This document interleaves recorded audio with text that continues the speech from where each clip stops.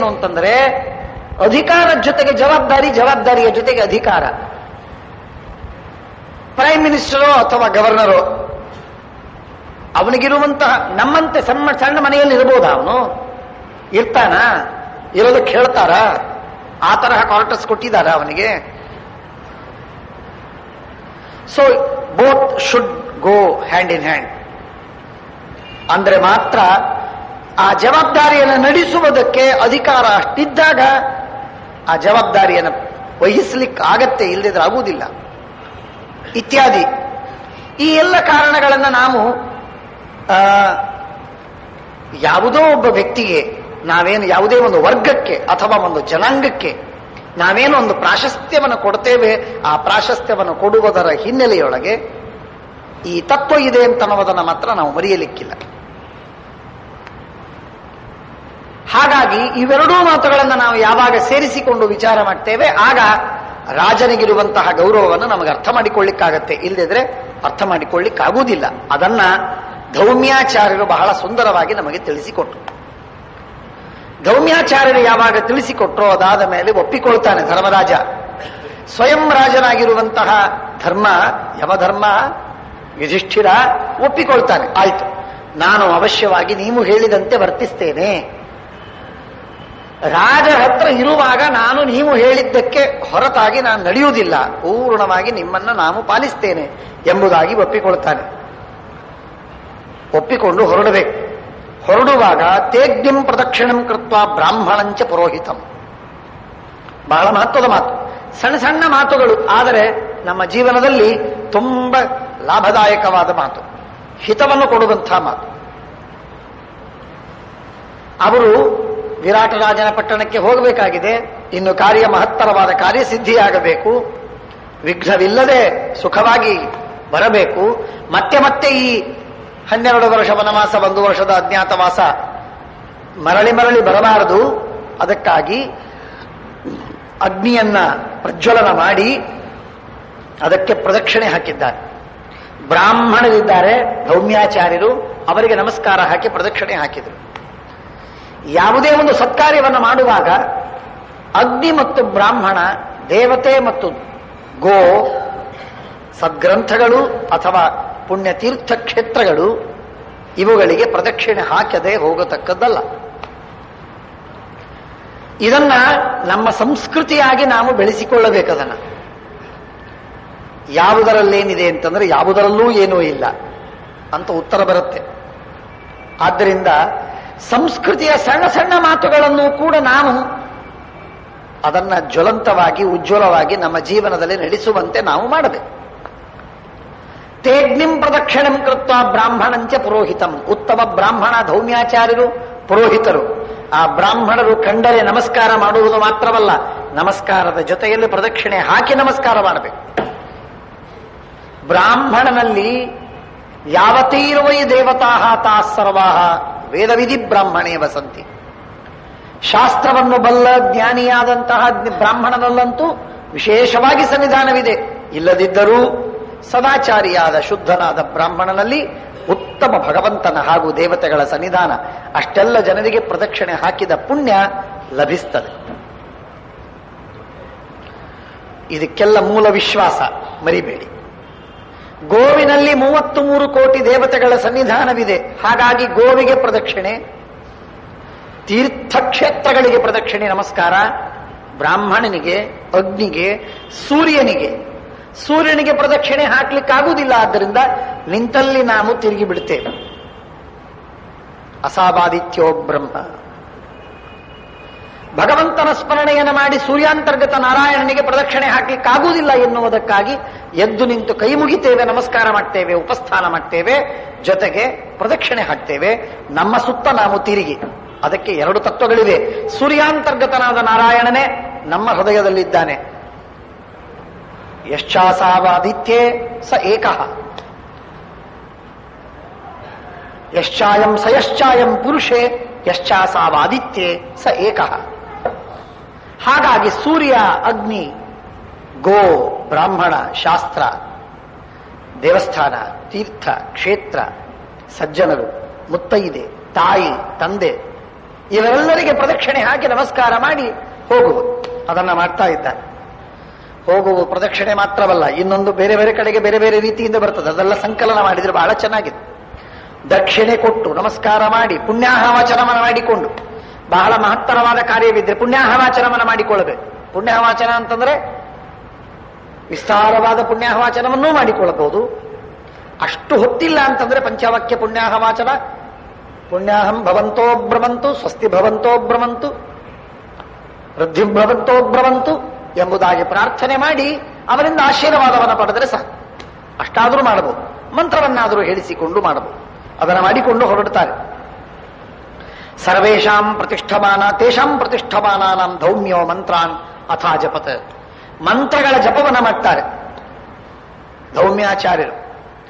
ಪಾಂಡವರು ಹೋಗ್ತಾ ಇದ್ದಾರೆ ವಿರಾಟ ಪಟ್ಟಣಕ್ಕೆ, ವಿರಾಟರಾಜನ ನಗರಕ್ಕೆ ಹೋದಾಗ ಅಲ್ಲಿ ಯಾರಿಗೆ ತೊಂದರೆ ಆಗುವುದು ಬೇಡ, ಜನರಿಗೆ ಗೊತ್ತಾಗದಿದ್ದಂತೆ ಇವರು ಅಜ್ಞಾತವಾಸ ಸುಖವಾಗಿ ಕಳೆಯಲಿ ಎನ್ನುವ ಉದ್ದೇಶದಿಂದ ಚೆನ್ನಾಗಿ ಮಂತ್ರವನ್ನು ಜಪ ಮಾಡ್ತಾರೆ. ಜಪ ಮಾಡಿ ಅವರಿಗೆ ಆಶೀರ್ವಾದವನ್ನು ಮಾಡಿ ಕೊಟ್ಟು ಕಳಿಸ್ತಾರೆ.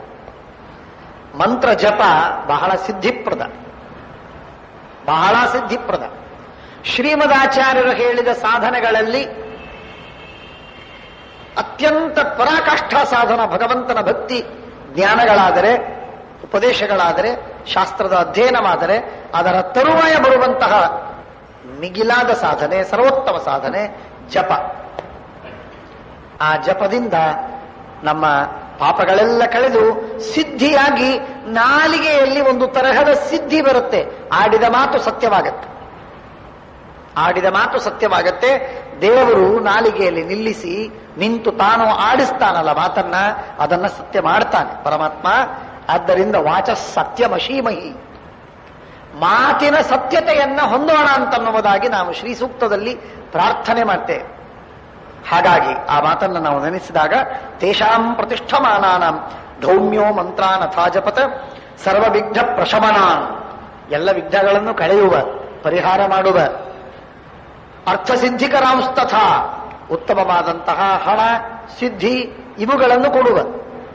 ಹಣ ಲಭಿಸಿದರೆ ಮಾತ್ರವಲ್ಲ, ಕಾರ್ಯಸಿದ್ಧಿ ಬೇರೆ, ಧನಧಾನ್ಯಗಳು ಬೇರೆ, ಅವೆರಡನ್ನೂ ಉಂಟು ಮಾಡುವ, ಕೊಡುವ. ತತಃ ಪಾವಕಮುಜ್ವಲ್ಯ ಮಂತ್ರ ಹವ್ಯ ಪುರಸ್ಕೃತಂ, ಮಂತ್ರ ಪುರಸ್ಸರವಾಗಿ ಹವಿಸ್ಸುಗಳನ್ನು ಅಗ್ನಿಯಲ್ಲಿ ಆಹುತಿಯಾಗಿ ಕೊಟ್ಟು, ಆ ಆಹುತಿಯನ್ನು ಕೊಟ್ಟ ಮೇಲೆ ಪಾಂಡವರೆಲ್ಲ ಹೊರಡ್ತಾರೆ. ಯಾಜ್ಞಸೇನೀಂ ಪುರಸ್ಕೃತ್ಯ ಸರ್ವೇವ ಮಹಾರಥಾ ಹೋಗ್ತಾರೆ. ಬದ್ಧವಸ್ತ್ರಾಹ, ಬಟ್ಟೆಯನ್ನ ಕಟ್ಟಿಕೊಂಡು, ಬಹಳ ಬಟ್ಟೆಗಳಿಲ್ಲ, ತಮ್ಮ ಬಟ್ಟೆ ಎಷ್ಟಿತ್ತೋ ಅಷ್ಟೇ 1-2 ಬಟ್ಟೆಗಳನ್ನು ಮಾತ್ರ ಕಟ್ಟಿಕೊಂಡು ವನದಿಂದ ವನಕ್ಕೆ ಹೊರಡ್ತಾರೆ, ಓಡಿ ಹೋಗ್ತಾರೆ. ಪ್ರಾದ್ರವನ್, ಯಾರೂ ಇಲ್ಲದ ಅವಕಾಶದಲ್ಲಿ ಬಂದಿದ್ದಾರೆ, ಅಲ್ಲಿಂದ ಹೊರಟು ಬಿಟ್ಟು ತಾವು ಮಾತಾಡಿಕೊಂಡಿದ್ದಾರೆ. ವಿರಾಟರಾಜನ ಪಟ್ಟಣಕ್ಕೆ ಹೋಗುವುದಾಗಿ 6 ಜನರಿಗೆ ಮಾತ್ರ ಗೊತ್ತು, ಇನ್ಯಾರಿಗೆ ಗೊತ್ತಿಲ್ಲ. 6 ಜನ ಹೊರಟು ಹೋದರು, ಸಾಗೆದು. ಆಗ ಬದ್ಧ ನಿಸ್ತ್ರಿಂಶಃ ಧನುರ್ಬಾಣ ಕಲಾಪಿನಃ, ಧನುಸ್ಸು, ಬಾಣ, ಖಡ್ಗ, ಗದೆ ಇತ್ಯಾದಿ ಸಾಧನಗಳೆಲ್ಲವೂ ಕೂಡ ಆಯುಧಗಳು ಅವರ ಕೈಯಲ್ಲಿದೆ. ಕಾಮ್ಯಕ ವನದಿಂದ ಯಮುನಾ ನದಿಗೆ ಬಂದರು. ಯಮುನಾ ನದಿಯಿಂದ ದಶಾರಣ ದೇಶ, ಅಲ್ಲಿಂದ ಪಾಂಚಾಲ, ಅಲ್ಲಿಂದ ಶೂರಸೇನ. ಪ್ರತ್ಯಕ್ ಪ್ರಯಾತಾಹ ತೇ ಸಂಕ್ರಾಮಂತೋ ವನಾಂತನಂ ಪಾರ್ಥ ನಿರೀಕ್ಷಮಾಣಶ್ಚ ತಾನ್ ಧ್ರುವಾನ್ ಪುಷ್ಪಶಾಲಿನಃ.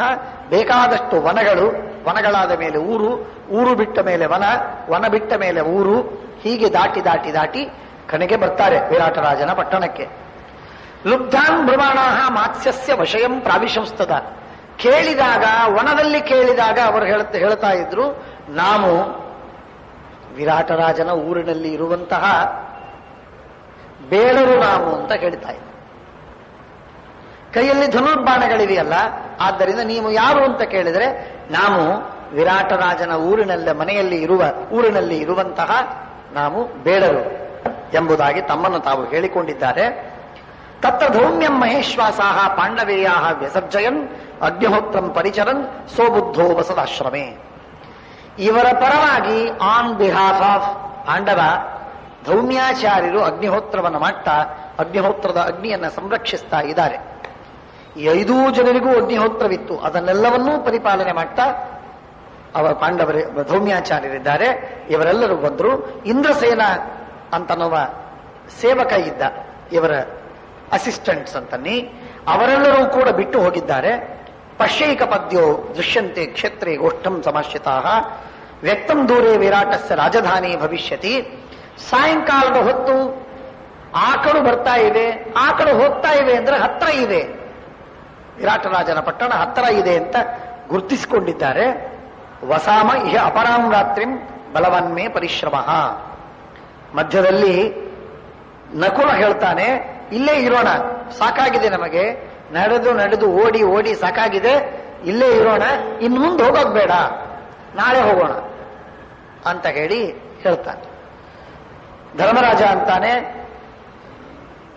ಅಲ್ಲಪ್ಪ ದ್ರೌಪದಿ ಇದ್ದಾಳೆ, ಈ ದ್ರೌಪದಿಯನ್ನು ಯಾರಾದರೂ ಕರ್ಕೊಂಡು ಹೋಗಿಯೋ, ಅವಳಿಗೆ ನಡೀಲಿಕ್ಕೆ ಆಗ್ತಾ ಇಲ್ಲ, ತುಂಬಾ ನಡೆದು ನಡೆದು ಆಯಾಸವಾಗಿದೆ, ಆದ್ದರಿಂದ ಅವಳನ್ನ ಕರೆದುಕೊಂಡು ಹೋಗಿ. ನಕುಲ ಅಂತಾನೆ, ನನಗಾಗುವುದಿಲ್ಲ, ನನಗೆ ಸರ್ವಥಾ ಆಗುವುದಿಲ್ಲ, ಕ್ಷಮಿಸಿ ಬಿಡು, ನಾನು ಅವಳನ್ನು ಕರ್ಕೊಂಡು ಹೋಗಬೇಕು ಅಂತ ನನಗಿಷ್ಟ ಇದೆ, ನನಗಾಗುವುದಿಲ್ಲ, ನಾನೇ ದುರ್ಬಲನಾಗಿದ್ದೀನಿ, ಸೋತ್ ಹೋಗಿದ್ದೀನಿ, ಇಲ್ಲೇ ಮಲಗಬೇಕು ಅಂತ ನಾನು ಅನ್ಕೊಂಡಿದ್ದೀನಿ, ಅವಳನ್ನೇನು ಕರ್ಕೊಂಡು ಹೋಗ್ತೀನಿ, ನನಗಾಗುವುದಿಲ್ಲ. ಸಹದೇವನನ್ನು ಕರೀತಾನೆ, ಸಹದೇವ ಸೋಹಂ ಧರ್ಮಾಭಿತಪ್ತೋ ವೈ ನೈನಾಂ ಆದಾತು ಮುತ್ಸಹೆ. ಸಹದೇವ ನೀನಾದರೂ ಕರ್ಕೊಂಡು ಹೋಗು. ಅವನು ಹೇಳ್ತಾನೆ, ನನಗೂ ಆಗುವುದಿಲ್ಲ. ಕೊನೆಗೆ ಅರ್ಜುನನಿಗೆ ಹೇಳಿದಾಗ ಅರ್ಜುನ ತನ್ನ ಹೆಗಲ ಮೇಲೆ ಅವಳನ್ನ ಕೂಸಿನಂತೆ ಮಲಗಿಸಿಕೊಂಡು ಕರ್ಕೊಂಡು ಹೋಗ್ತಾನೆ. ದ್ರೌಪದಿಗೆ ಏನ್ ಅವಸ್ಥೆ ಬಂತು ನೋಡಿ, ಎಂಥ ಅವಸ್ಥೆ. ಆನೆ ಮೇಲೆ ಮೆರೆಬೇಕಾದಂತಹ ಮಹಾದೇವಿ ಬಂಗಾರದ ಚಿನ್ನದ ರಥದಲ್ಲಿ ಓಡಾಡಬೇಕಾಗಿರುವ ಆ ದೇವತೆ, ವಾಚಾಂ ಯತ್ರ ಪ್ರಣೇತ್ರಿ ತ್ರಿಭುವನ ಮಹಿತಾ ಶಾರದಾ ಶಾರದೆಂದು ಜ್ಯೋತ್ಸ್ನಾ ಭದ್ರ ಸ್ಮಿತ ಶ್ರೀ ಧಬಲಿತ ಕಕುಬ. ಅಂಥ ಮಹಾತಾಯಿಗೆ ನಡೆಯೋದಕ್ಕೆ, ಮುಳ್ಳು ಕಲ್ಲಿನ ಮೇಲೆ ನಡೆಯೋದಕ್ಕೆ ಆಗ್ತಾ ಇಲ್ಲ. ಅದಕ್ಕಾಗಿ ಅರ್ಜುನ ಹೆಗಲ ಏರಿಸಿ ಹೆಗಲ ಮೇಲೆ ಹೊತ್ತುಕೊಂಡು ಅವಳನ್ನ ಕರೆದುಕೊಂಡು ಹೋಗ್ತಾನೆ. ಗುರೋ ವಚನವಾಜ್ಞಾಯ ಸಂಪ್ರಹೃಷ್ಟೋ ಜಿತೇಂದ್ರಿಯ ಬಾಹುಭ್ಯಾಂ ಪರಿಗೃಹ್ಯಾಥ ರಾಜಪುತ್ರೀಂ ಅನಿಂದಿತಾಂ. ಪ್ರವ್ರಾಜ ಹೊರಟ ಅರ್ಜುನ ಪ್ರಿಯದರ್ಶನಾಂ ಜಟಿಲೋ ವಲ್ಕಲಧರ ಶರತೂಣೀ ಧನುರ್ಧರ. ಜಟೆ ಬಿಟ್ಟಿದ್ದಾನೆ, ಕೂದಲು ಬಾಚಿಲ್ಲ, 12 ವರ್ಷಗಳಾಯ್ತೀಗ, ಕೂದಲು ಬಾಚಿಲ್ಲ, ಎಣ್ಣೆ ಹಚ್ಚಿಲ್ಲ, ಜಟೆಯಾಗಿದೆ ಎಲ್ಲ. ಸ್ಕಂಧೇ ಕೃತ್ವ ವರಾರೋಹಾಂ ಬಾಲಾಂ ಆಯತಲೋಚನಾಂ. ಆ ದ್ರೌಪದಿಯನ್ನ ಹೆಗಲ ಮೇಲೆ ಬಾಲಕೆಯಂತೆ ಅವಳನ್ನ ಹೆಗಲ ಮೇಲೆ ಹಾಕಿಕೊಂಡು ಕರೆದುಕೊಂಡು ಹೋಗ್ತಾ ಇದ್ದಾನೆ. ನಗರ ಬಂತು, ಹತ್ತಿರ ನಗರ ಬಂತು ಅಂತ ಗೊತ್ತಾದಾಗ ಅವಳನ್ನು ಇಳಿಸ್ತಾನೆ. ಅವಾತಾರಯದ ಅರ್ಜುನ ಇಮಾನೆ ಪುರುಷ ವ್ಯಾಘ್ರ ಆಯುಧಾನೆ ಪರಂತಪ. ಇವರು ಬಹಳ ವಿಚಿತ್ರವಾಗಿದೆ. ಇವರು ವೈಯಕ್ತಿಕವಾಗಿರುವಂತಹ ಇವರ ದೇಹ, ಬಾಹು, ಸೌಂದರ್ಯ, ತೇಜಸ್ಸು, ಇವರ ಏನು ಪ್ರತಾಪ ಇದೆ, ಅದನ್ನು ಮುಚ್ಚಿ ಹಾಕಿಕೊಳ್ಳುವುದಕ್ಕೆ ಏನೇನೋ ಪ್ರಯತ್ನವನ್ನ ಮಾಡಿದರು. ಅದರಿಂದ ಮುಚ್ಚಿ ಹೋಯಿತು. ಆದರೆ ಇವರ ಆಯುಧಗಳನ್ನು ಮುಚ್ಚುವ ಬಗೆ ಉದ್ಯದ್ವಿದ್ಯುತ್ ಪ್ರಚಂಡಾಂ ನಿಜ ರುಚಿ ನಿಕರ ವ್ಯಾಪ್ತ ಲೋಕಾವಕಾಶೋ ಬಿಭ್ರದ್ ಭೀಮೋ ವಿಜಯೋ ಒಭ್ಯುದಿತ ದಿನಕರಾಭಂಗದಾಡ್ಯ ಪ್ರಕಂಡೇ ವೀರ್ಯೋದ್ಧಾರ್ಯಾಂ ಗದಾಗ್ರ್ಯಾಂ. ಭೀಮಸೇನನ ಗದೆ, ಅದು ವಾಯುದೇವರು ಧಾರಣ ಮಾಡಿದ್ದರು. ಯೌವನಾಶ್ವಾದನ್ನು ಪಡೆದಿದ್ದ, ಅದು ಭೀಮಸೇನ ದೇವರಿಗೆ ಬಂದು ತಲುಪಿತ್ತು.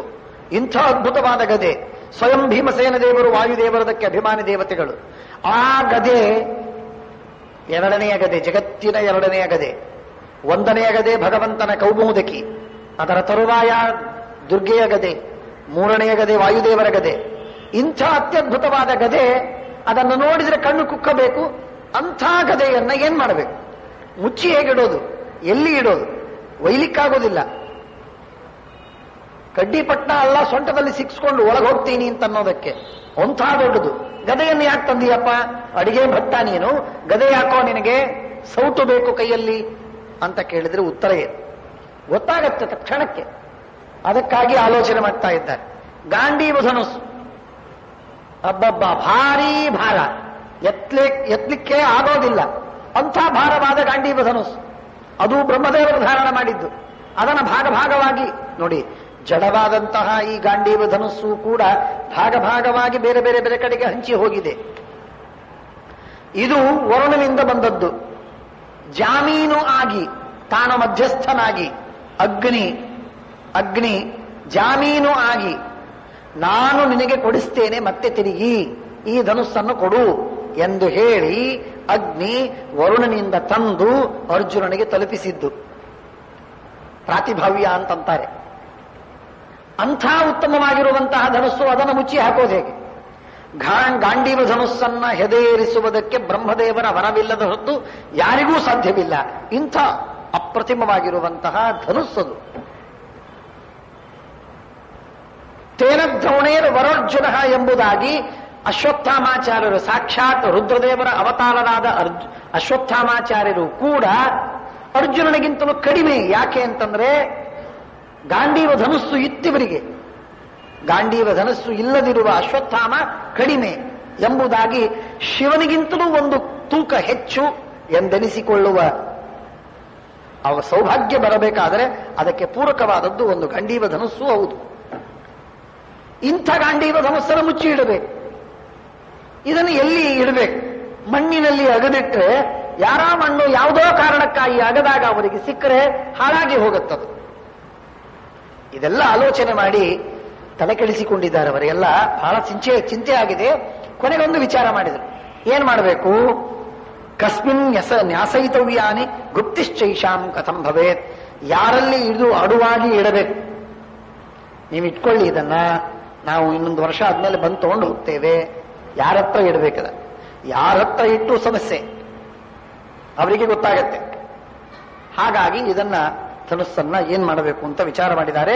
ಗಾಂಡೀಂ ನರವ್ಯಾಘ್ರ ತ್ರಿಷು ಲೋಕೇಶು ವಿಶ್ರುತಂ ಏಕಸ್ಮಿನ್ನಪಿ ವಿಜ್ಞಾತೆ ಸಮಯಂ ನೋ ವ್ಯತೀತ್ಯ ಚ. ನಮ್ಮಲ್ಲಿ ಒಬ್ಬರ ಪರಿಚಯವಾದರೂ ಕೂಡ ನಮ್ಮ ಕರಾರು ಮುರಿದಂತೆ. ಒಬ್ಬರ ಪರಿಚಯವೂ ಆಗಬಾರದು ಈ ಅಜ್ಞಾತವಾಸದಲ್ಲಿ. ಏನ್ ಮಾಡಬೇಕು ಆಲೋಚನೆ ಮಾಡ್ತಾ ಇದ್ದಾರೆ. ಆ ವಿರಾಟರಾಜನ ಪಟ್ಟಣದ ಸಮೀಪದಲ್ಲಿ ಹೊರಗಡೆ ಔಟ್ಸ್ಕರ್ಟ್ಸಿನಲ್ಲಿ ಒಂದು ಶಮೀ ವೃಕ್ಷ. ಆ ಶಮೀ ವೃಕ್ಷವನ್ನು ನೋಡಿದರು. ದೊಡ್ಡದಾದ ಶಮೀ ವೃಕ್ಷ, ಎತ್ತರವಾಗಿ ಬೆಳೆದಿದೆ, ಭಾರಿ ಬೆಳೆದಿದೆ. ನೋಡಿದ್ರು ಸ್ಮಶಾನದ ಹತ್ತಿರ ಇತ್ತು. ಬಹಳ ಒಳ್ಳೆಯದಾಯಿತು ಅಂತ ಅಂದ್ಕೊಂಡ್ರು. ಸ್ಮಶಾನದ ಹತ್ತಿರ ಯಾರು ಬರುವುದಿಲ್ಲ ಸಾಮಾನ್ಯವಾಗಿ. ತತ್ರಾಪಿ ಶಮೀ ವೃಕ್ಷದಲ್ಲಿ ಭೂತಗಳಿರುತ್ತೆ ಅಂತ ಜನರಿಗೆ ಭಯ. ಎರಡನೇದು. ಮೂರನೇದಾಗಿ ಮತ್ತು ವ್ಯವಸ್ಥೆ ಮಾಡ್ತಾರೆ. ಉತ್ಪಥೇ ಚಾಪಿ ಜಾತೇಯಂ ಮನುಷ್ಯೈರ್ ನ ನಿಷೇವ್ಯತೆ. ಮನುಷ್ಯರು ಇಲ್ಲಿ ಯಾವ ಕಾರಣಕ್ಕೂ ಬರುವುದಿಲ್ಲ. ಶಮೀ ವೃಕ್ಷದ ನೆನಪಾಗುವುದು ಕೇವಲ ವಿಜಯದಶಮಿ ದಿವಸ. ಆ ವಿಜಯದಶಮಿ ದಿವಸ ಸ್ಮಶಾನಕ್ಕೆ ಬಂದು ಯಾರಾದರೂ ಶಮೀ ವೃಕ್ಷದಿಂದ ಶಮಿ ತಗೊಂಡು ಹೋಗ್ತಾರ? ಬರುವುದಿಲ್ಲ. ಊರಲ್ಲಿ ಇದ್ದ ಶಮೀ ವೃಕ್ಷಗಳಿಂದ ಅವರ ಕಾರ್ಯ ಸಾಧನೆ ಮಾಡ್ತಾರೆ ಅಂತ ಅನ್ಕೊಂಡು ಇದರಲ್ಲೇನೆ ಮಾಡೋದು ವ್ಯವಸ್ಥೆ ಅಂತ ಅನ್ಕೊಂಡು. ಕಾಗೆಗಳು, ಭಾರಿ ಕಾಗೆಗಳು, ಬರೀ ಕಾಗೆಗಳು ತುಂಬಿವೆ ಸ್ಮಶಾನದ ಪಕ್ಕ. ಇನ್ನೇನಿರ್ಬೇಕು? ಹಂಸ ಯಾಕಿರುತ್ತಲ್ಲಿ? ದುರಾರೋಹ ಮೀಮಾಂಶನೀಂ, ಏರ್ಲಿಕ್ಕೆ ಸಾಧ್ಯವಿಲ್ಲ. ಭಾರೀ ಕಟ್ಟದ ಎತ್ತರವಾದ ಆ ವೃಕ್ಷ. ಸಮೀಪೇಚ ಸ್ಮಶಾನಸ್ಯ ಗೃಹಂ ನಾಸ್ಯ ವಿಶೇಷತಃ. ಹತ್ತಿರದಲ್ಲಿ ಒಂದೂ ಮನೆಗಳಿಲ್ಲ. ಮುಂಬೈಯಲ್ಲಿ ಕೇಳಬೇಡಿ, ಸ್ಮಶಾನದಲ್ಲೇ ಮನೆ ಕಟ್ಟಿರ್ತಾರೆ ಬೇಕು ಅಂದ್ರೆ. ಹಾಗಾಗಿ ಸ್ಮಶಾನದ ಹತ್ತಿರ ಒಂದೂ ಮನೆ ಇಲ್ಲ. ಆದ್ದರಿಂದ ಇಲ್ಲಿ ಆಯುಧಗಳನ್ನು ಇಟ್ಟು ನಾವು ಸುಖವಾಗಿ ಹೋಗ್ಬಹುದು, ಏನು ಚಿಂತೆ ಇಲ್ಲ ಅಂತ ನಿಶ್ಚಯ ಮಾಡಿದ್ರು.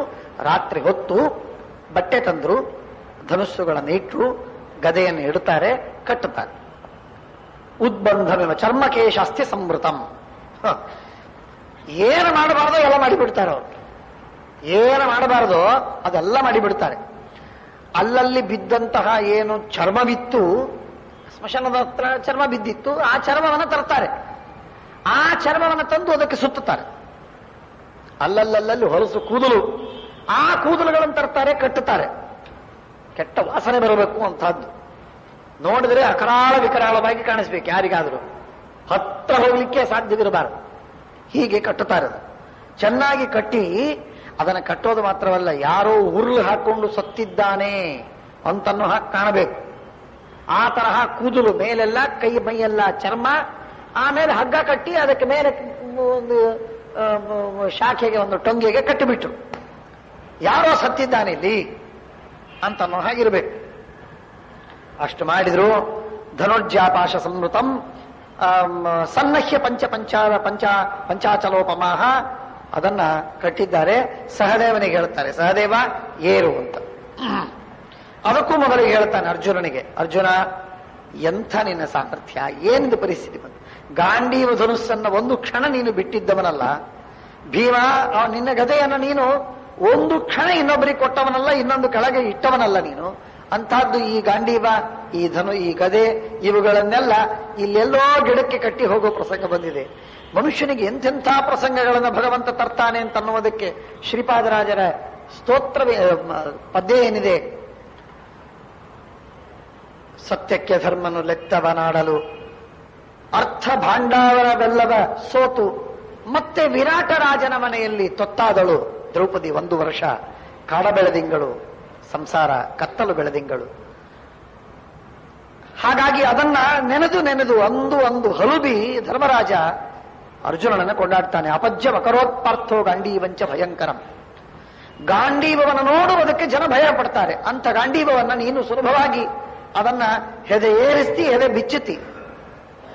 ಹೆದೆ ಏರಿಸುವುದಕ್ಕೆ ಮಣಿಸಬೇಕು, ಅದು ಕಷ್ಟವೇ. ಹೆದೆ ಬಿಚ್ಚುವಾಗ ಅದು ಯಾವಾಗ ಸೆಟಿಯತ್ತೆ ಹೇಳಲಿಕ್ಕಿಲ್ಲ, ಅದನ್ನು ಸಹಿಸಬೇಕು. ಇದು ಎರಡೂ ಕಷ್ಟ.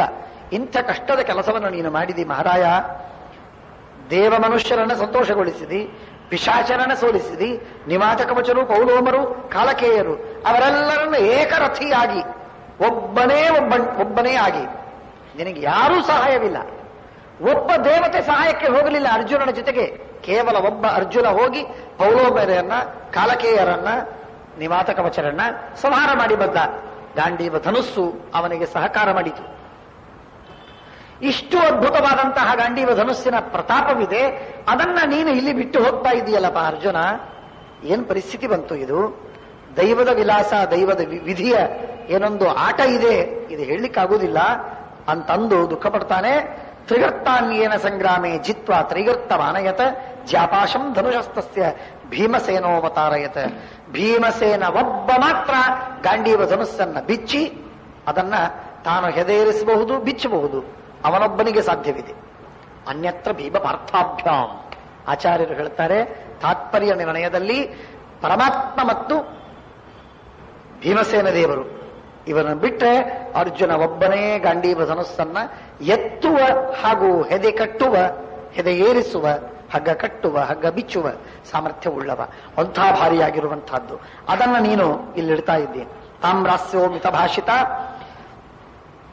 ಗದೆಗಳನ್ನ, ಖಡ್ಗಗಳನ್ನ, ಧನುಸ್ಸನ್ನ ಹಾಗೂ ಗಾಂಡೀವವನ್ನ ಎಲ್ಲವನ್ನೂ ಒಂದು ಕಡೆಗೆ ಇಟ್ಟು, ಆ ಗದೆಯ ಮೇಲಿನ ಭಾಗವೇನಿದೆ ಅದನ್ನ ತಲೆಯಂತೆ ಕಾಣುವಂತೆ ಇಟ್ಟು, ಕೆಳಗೆಲ್ಲ ಧನುಸ್ಸು ಒಂದು ಮೈಯಂತೆ ಮಾಡಿ ಅದನ್ನೆಲ್ಲ ಕಟ್ಟಿ ಚರ್ಮದಿಂದ ಸುತ್ತಿ ಮೇಲೆಲ್ಲ ಕೂದಲುಗಳನ್ನ ಹೊಚ್ಚಿ ಅದನ್ನು ಅಂಟಿಸಿ, ಇದಂ ಗೋಮೃಗಮಭ್ಯಾಸೆ ಗತಸತ್ವಮಚೇತನಂ ಏತದುತ್ಕೃತ್ಯ ವೈ ವೀರ ಧನುಷಿ ಪರಿವೇಷ್ಟಯ.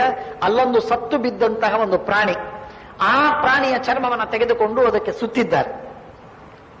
ಏನು ಮಾಡಬಾರದು ಎಲ್ಲ ಮಾಡಿದ್ದಾರೆ ನೋಡಿ ಪಾಂಡವರು.